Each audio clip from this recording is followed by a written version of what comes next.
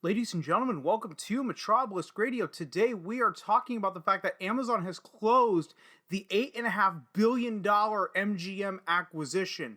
But before we go any deeper, guys, just remember that at least one of my videos every week will not be coming to the YouTube channel. They will only be coming to my BitChute, Odyssey, and Rumble channels. So if you're watching this on YouTube and you have not started following me on at least one of those three alternative sites, the links to those are down in the description below. With that out of the way, guys, let's get into this article here from the Hollywood Reporter. Now, I know that I'm a few days late on this, but I still think that it is important to talk about in the sense the deal was announced last May 2021, and was driven by Amazon's interest in MGM's intellectual property because, yes, for those that don't know, MGM is one of the oldest studios in the Hollywood studio system. So, you're around for, I think almost or close to 100 years.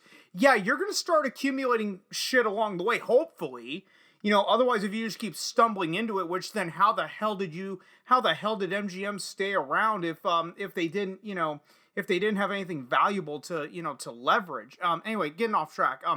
Amazon has closed its $8.5 billion acquisition of MGM, officially bringing the film and TV studio into its fold. The landmark deal was first announced last May 2021, with the company citing MGM's vast library as driving the purchase. Quote, "With the talent at MGM and the talent at Amazon Studios, we can reimagine and develop that IP for the 21st century," Amazon founder Jeff Bezos said after the purchase was announced. MGM's library includes more than 4,000 film titles and 17,000 TV episodes, including intellectual property from the Rocky/Creed franchise, The Silence of the Lambs, Thelma and Louise, and TV shows like The Handmaid's Tale and Survivor. Yes, for those that don't know, CBS does not own Survivor. That was MGM. Significantly, it also includes MGM's stake shared with Eon Productions in the James Bond franchise.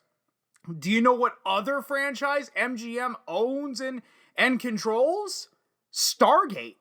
For the sci-fi nerds out there. So now Amazon is going to own Stargate.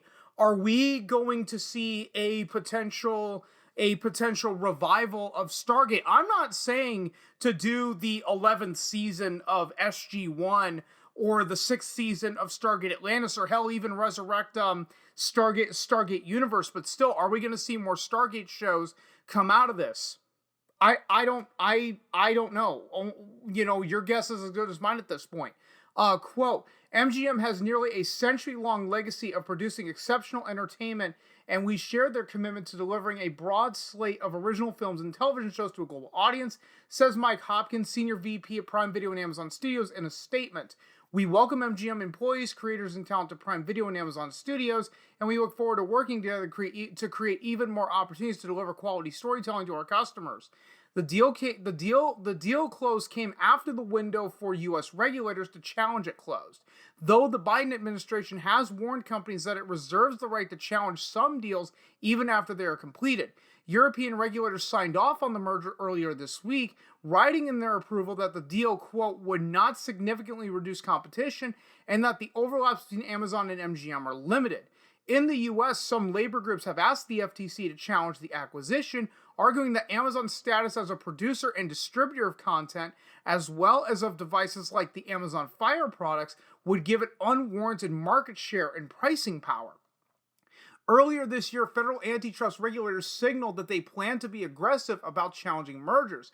However, with the clock running out on both the Amazon MGM deal and the Warner Media Discovery deal, it is possible that their focus is elsewhere. Well, yeah, one of their big focuses is blocking NVIDIA's acquisition of ARM, and that's a whole rabbit hole. If you're not into technology, I'm personally not gonna go down that rabbit hole because it would take about 15-20 minutes, because I'm not the biggest tech guy. I'm not the biggest tech guy. So with the deal closed, the focus will now turn to how Amazon plans to run MGM, which will join Amazon Studios led by Jennifer Salk and Prime Video and tech giant's entertainment arsenal. Among the questions is how Amazon plans to structure Amazon Studios and MGM, which have some overlapping functions. While Amazon Studios is more TV focused, both divisions produce films and TV shows. Michael DeLuca oversees MGM's film operation, with Mark Burnett leading its TV division. There is also the question of whether Amazon will commit to traditional theatrical releases for future MGM products. Amazon Studios has given many of its originals theatrical releases. And then there's Epix, the pay TV and streaming service owned by MGM, with Amazon hosting its own premium streaming service in Prime Video, as well as a free ad-supported service in IMDb TV. It isn't clear that Epix has an obvious role to play in the combined company, though distribution deals with cable and satellite operators could hinder any efforts to move it to streaming only. Amazon has been investing heavily in entertainment assets in recent years, and the company says more than 175 million of its Amazon Prime subscribers have streamed its movies or TV shows. Its original shows have included The Marvelous Mrs. Maisel and The Wheel of Time, and the company is spending $500 million on the first season of its upcoming series adaptation of The Lord of the Rings. Its films have included mainstream fare like Borat's subsequent movie film and such awards fodder as One Night in Miami. The company has also spent handsomely to buy exclusive content from others, including Paramount's Coming to America and its new deal with the NFL for exclusive rights to Thursday Night Football. All told, the company spent $13 billion on video and music in 2020, on video and music content in 2021, and that was before its MGM purchase. Quote, "We are excited for MGM and its bounty of iconic brands, legendary films, and television series, and our incredible team and creative partners to join the Prime Video family," says Chris Brereton, MGM COO, in a statement. MGM has been responsible for the creation of some of the most well-known and critically acclaimed films and television series of the past century.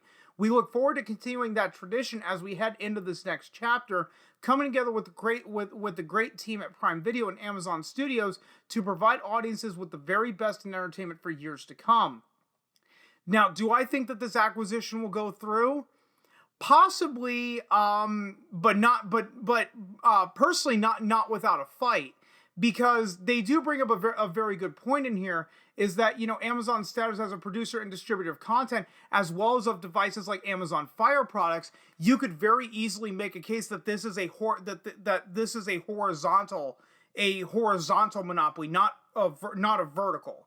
Is that now they are not only producer and distributor, they also make the devices in which the content is streamed on.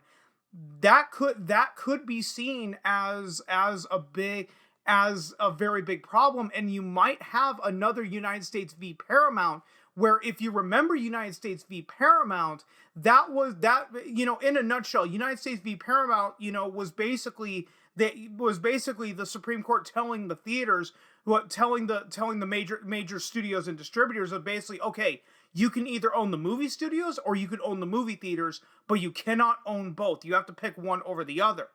I think the same thing's going to happen in the streaming space of, you can either own the production companies or you can own the streaming service, but you can't own both. That's why I'm saying, that this acquisition, it may go through, but not without a fight. And maybe some point down the line, I'm not saying it's going to happen tomorrow, but, I wouldn't be surprised if we were, going to see cries for a revised United States v. Paramount. And guys, I'm going to go ahead and end it right here before I ramble on way longer than this needs to be. So if you stuck around this long, thanks so much for doing so. And if you've been following me long enough, I'm terrible at editing these videos. So I will just see you guys next time.